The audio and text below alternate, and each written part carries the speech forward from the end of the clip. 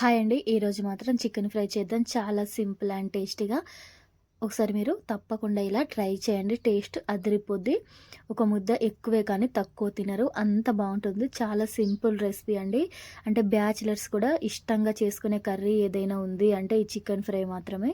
దీనికోసం ముందుగా స్టవ్ వెలిగించి ఒక కడాయి తీసుకొని దీంట్లో కొద్దిగా ఆయిల్ ఏసుకోండి. అలాగే కొద్దిగా నెయ్యి వేసుకొని హోల్ గరం మసాలా దీంట్లో వేసుకోండి.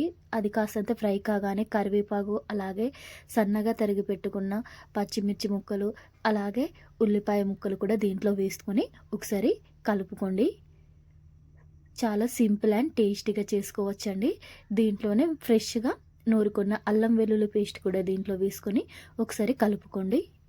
ఇలా కలుపుకున్న తర్వాత దీంట్లోనే కొద్దిగా పసుపు వేసి మనం ముందుగానే కడిగి పెట్టుకున్న చికెన్‌ని కూడా దీంట్లో వేసుకొని ఒకసారి పీసులకు ఆయిల్ పట్టేలాగా ఇలా మిక్స్ చేసుకోండి.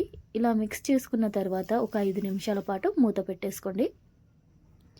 5 నిమిషాల తర్వాత ఇలా మూత తీసుకొని స్పైసీకి తగ్గట్టు కారం, అలాగే కొద్దిగా అల్లం వెల్లుల్లి పేస్ట్, కొద్దిగా చికెన్ మసాలా, దీంతో పాటు గరం మసాలా కూడా దీంట్లో యాడ్ చేసుకోండి. ఇలా యాడ్ చేసి మళ్ళీ ఒకసారి మొత్తంగా కలుపుకొని ఒక 5 నిమిషాల పాటు సిమ్‌లో పెట్టి మూత పెట్టేసుకోండి.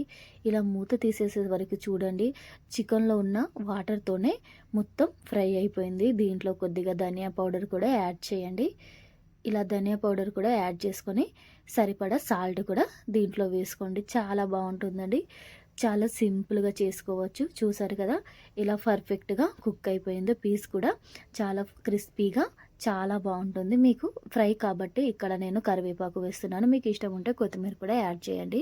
నచ్చితే కనుక లైక్ చేసి సబ్స్క్రైబ్ చేయండి. Thank you for watching. Please అండి, మీ సపోర్ట్ నాకు చాలా ముఖ్యం. ప్లీజ్.